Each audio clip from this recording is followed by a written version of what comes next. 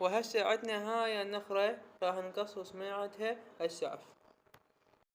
وبعد ان قصينا السعف لازم السعف يكون شوية متين، يعني مو رفيع. اذا كان متين راح يفيدنا، اذا كان رفيع راح ينفضل عندنا في التثقيب، يعني تقريبا سنتيمين العرض او السمك. طبعا هسه راح انظف السعف، وبعد ان نظفته شوفوا هذا يعني خص مالته. وهسه عندنا هذا رأس صارم. بعدين ان شاء الله راح اعلمكم باقي طريقة بعد قليل باذن الله. وهسه رجعنا لكم راح نرسم يعني القفص، يعني ايش قد راح نسوي الطول، راح نسوي عرض، ايش قد راح نسوي ارتفاع. هسه على مثلا انا راح اسوي مثلا طول القفص 50 سنتيمتر. هسه كما تشوفون 50 طول القفص 50. وعرض القفص راح نسويه 40 سنتيمتر. والعرض القفص 40 سنتيمتر. وهسه راح نسوي ارتفاع القفص حسب العرض الصيني، راح نسوي مثلا 60. هو موجود يعني عودان ذو بلف ذو بلفوس 60. طبعا هاي اهم نقطة اذا واحد قبل ما يسوي قفص. هسه طول القفص 50 وعرض القفص 40 وارتفاع القفص 60 او 58، هو حسب عود الصيني المتوفر في الاسواق. هسه جبت طبعا لحصي او السعف الى البيت. هسه عندي يعني هذا رفيع، عندي هذا منه رفيع، هذا منه ما يفيدني، يعني اخلي بس 200. يعني من هاي هسه هاي عصا 200، من هذا رفيع راح اقصه اخلي بس الجزء على 200. هسه ان شاء الله راح نقصه بالمنشار ونرسل لكم ان شاء الله بعد قليل. وهسه عندي هذا الجزء رفيع راح اقصقصه، انا ما راح يخدمنا. شوفوا هسه الان قاعد اقصقص بيه بهاي الطريقة، يعني الطريقة كلش واضحة. وطبعا هاي العصا الاخيرة، طبعا انا هسه راح اجيب عصات غيرهن ما راح يكفن. وبعد ان قصقصناهم طبعا هسه راح اقيس طبعا بالفيته. كليتكم على المساء 40 سنتيم و50 يعني نص متر. هسه عندنا هاي العصا كما تشوفونها سكت، هاي 40 منها تحددون 40 سنتيم. بعدين تحددونها بالقلم رصاص، يعني شوفوا. وهسه هي من 40 سنتيم راح اقصها، يعني نوقف تمر بهذا الشكل. بعدين تخلصونها منها هاي ما تسوي بالضبط، كان بالفيدة نقص 40 سنتيم. عملنا 40 سنتيم، هاي 40. طبعا راح اقصها.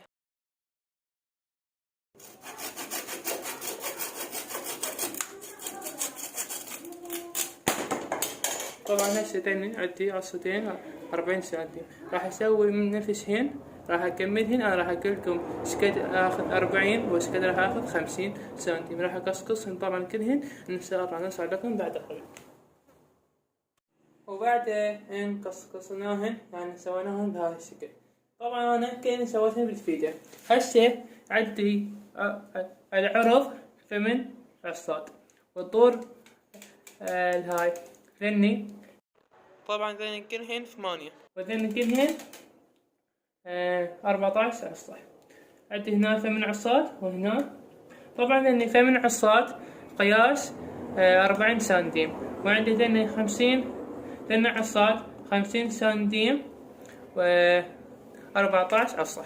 وهسه شنو راح اسوي انا؟ يعني انتم تقدرون يعني قبل ما تسوون هاي خطوة يعني تنظفون العصاد.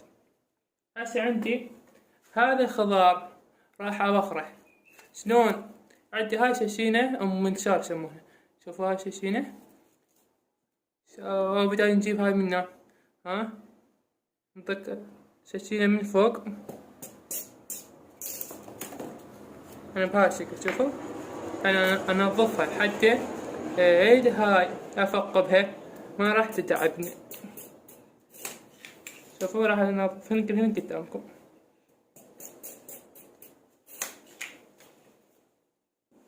طبعا لازم واحد عنده خبرة قبل ما يستقر بالأقفاص. طبعا أنا عندي خبرة يعني بالأقفاص. يعني شوفوا شلون سويتها من ساعة. شوفوا هاي عصا، شوفوا هاي ساعة، يعني فرق. هسه راح اسوي لكم واحدة ثانية، طبعا راح اسوي لكم منها. شوفوا هاي بداية من فوق، هاي كيف يعني طريقتها كلش سهلة.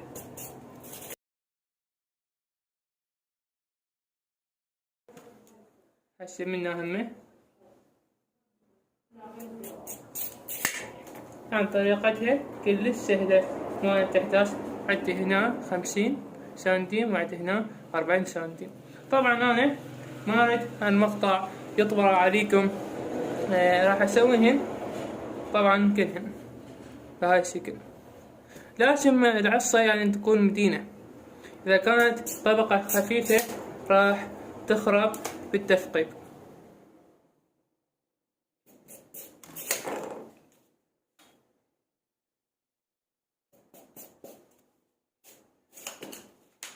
شوفوا يعني طريقة كلش سهلة.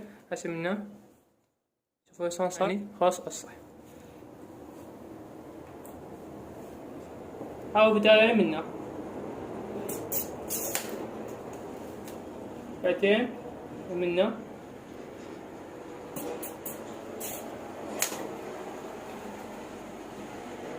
طبعا هاي لما وصلت سيارات الشارع يعني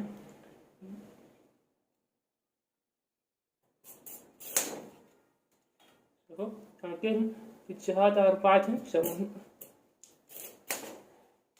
أنا حتى المقطع ما يطول عليكم راح أسويهن بهاي الطريقة كلهن. شوفوا يعني شوفوا ذني عصات وشوفوا ذني بعدين أنا سويتهن. قلتلكم حتى المقطع ما يطول عليكم راح أسويهن كلهن إن شاء الله بالمساعدة. وبعد أن كملتهن يعني شوفوا أريد عندكم ها يعني علمتكم الطريقة. يعني هاي أم 50 سنتيم، هاي أم 40 سنتيم. طبعا هسه أخليهن راح أحدد يعني المسافة بيناتهن، يعني راح أخططهن. طبعا عندي هذا، شوفوا هذا وطلعته من عندهن. مساع كانت مثلا إذا ما صرن نفقبهن، لازم أو بداية نقصصهن بعدين ننظفهن بعدين راح نخططهن. طبعا هسه ذني بعد ذني ما يفيدني راح بس ذني هسه ذني راح أخططهن، راح أعلمكم شلون تخططونهن إن شاء الله. هسه قبل ما نخطط بالمسطرة شنو نسوي؟ نعشرلنا أول اثنين عصتين مدان. هاي عصا مدينة هاي عصا مدينة. ليش؟ هذه الدرس يعني أريدها يعني بالأخير أفهمكم عليها. عشلولي عصتين منه طول 40 سنتيم، وتعشلولي منه من 50 سنتيم 4 عصا مدانهم. مثلا عندنا هاي ليش هاي سقف ثاني اثنين واثنين المن يعني بالأسفل، يعني السقف قاعية أو أرضية، يعني يصير منا مدينة يعني منها أرضية منها لفوق. أنا أفهمكم عليها بالآخر. عشان تعشلولي 4 من قياس 50 واثنين من قياس 40. لأني طبعا هسه راح أخططهن. تخطيط لازم يعني عنده واحد بخبرة شلون حتى ما يخطأ بالأخير. هسه ذني أول اثنين منا وآخر 4 منك، فإني راح أخطط يعني منا راح أخطط جهتين، جهة من فوق وجهة من العرض يعني منا. هسه منا راح أخططها. طبعا هسه أنا لأني رتبيتهن، طبعا سويتهن 4 أقسام، لازم أنتم تسوون نفسي. لأني أول اثنين المن لأني الدرس يعني إذا منا هسه إذا منا صار منا جدار، منا راح تشيله سنة عصا راح نربط بيه منا. يعني انتم هسه تسوون نفسي، انا بالاخير فهمكم عليهن. سوون منا تعسروا منا 2. طبعا ذني اول 3 مجموعات لان قياس 50، هاي مجموعتين قياس 40. هسه راح اخططهن. طبعا اول مجموعتين راح اخطط سنتيمين، يعني مثال سنتيمين، يعني بهاي الطريقة. هسه هاي مجموعة وهاي مجموعة راح اخططهن سنتيمين، يعني بهاي الطريقة اخلي ايدي على مسطرة، اهم شي تكون على الصفر. وين منا صفر شوفوا، يعني منا خلي منا فرق سنتيم، يعني منا 2 4 6 8 10 12 14 و16 و18 و20. يعني اترك سنتيم بين واحد بواحد. ايش قد اترك؟ يعني تخططون 2 4 6 8. راح اكملهن يعني هاي الشكل. اول مجموعة يعني هاي راح اخططها على 2 يعني تركون سنتيم واحد بين واحدة وواحدة. اسوي اول مجموعة يعني هاي راح اسويها 2 4 6 8، يعني راح اترك بين وحدة سنتيم. او شوفوا يعني منه 2 4 6 8 10 12 14 16 و18 و20. سوون نفس هاي اول مجموعة، هاي راح اسويها وارجع لكم. وبعدين كملت هاي مجموعة، يعني المجموعة الأولى ترك سنتيم، يعني كذلك كمان 2 4 6، يعني بين وحدة تركون سنتيم واحد. يعني شوفوا هسه نروح المجموعة الثانية. أنا ليش هيك أسوي لكم قسمت هالشي؟ حتى ما تخطئون. أنا عندي خبرة بالأقفاص، يعني ما كنت يعني أسوي هاي الطريقة، بس أنا علمتكم هيك أسوي هاي الطريقة حتى ما تخطئون. هسه المجموعة الأولى راح خلصتها ترك سنتيم. والمجموعة الثانية هسه راح أسويها، راح أعلمكم على شنو تسوون إلها. وطبعا مجموعة أولى نفس المجموعة الثانية، يعني هم تخططونها 2 4 6، يعني بين وحدة قد تكون سنتيم واحد. يعني من 2 4 6 8 10 لما تخلص على الصحيح. راح نسوي هاي المجموعة الثانية. عندنا مجموعة ثالثة والرابعة والخامسة تختلف، يعني راح أكملها نفس الطريقة الأولى. هسه المجموعة الأولى والمجموعة الثانية ترك سنتيم واحد. وبعدها ان كملت المجموعة الثانية، شوفوا يعني هم ترك سنتيم واحد بين وحدة. هسه عندنا المجموعة الثالثة والرابعة والخامسة لأن شوية بهن صعوبة. هسه راح أعلمكم عليه وشرحنا لكم. هسه راح نسوي المجموعة الثالثة. طبعا المجموعة الثالثة تختلف عن الأولى والثانية. هسه هاي هم تركون سنتيم واحد، بس شلون طريقتها تبدون من واحد 3 5 7 9 11 و13 و15 و17 و19 هم تركون سنتيم واحد، بس هني مجموعة أولى والثانية تبدوها من 2، يعني 2 4 6 مجموعة أولى والثانية. أما المجموعة الثالثة ما تبدونها من واحد 3 5 7 9 11 13 15 و19، يعني تبقون تستمرون على هاي الطريقة لما تخلصون المجموعة الثالثة. إن شاء الله نرسل لكم بعد قليل. وطبعا رسلنا لكم بعد أن كملنا مجموعة الفالفة. مجموعة الفالفة كلمتكم معنا العفو تختلف عن المجموعة الأولى والثانية. شلون تجيبونها مسطرة وتخلونها وتختاروا تبدونها من واحد، يعني واحد لافة 5 7 9 11 و13 و17 و19 وكملون هاي الطريقة. ليش احنا نريدها؟ انا اقولكم بالاخير، يعني انتم لازم تسوون نفس هاي الخطوات انا قاعد اسويهن، يعني هم تركون سنتيم واحد بس من تبدون مجموعة الفالفة من واحد.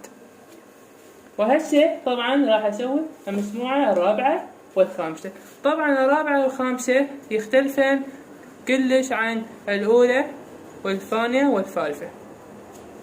طبعا هسه راح نسوي لكم مجموعة الرابعة. مجموعة الرابعة تختلف عن المجموعة الأولى والثانية والثالثة. شلون احنا ها راح نسويها الأرضية للسقف.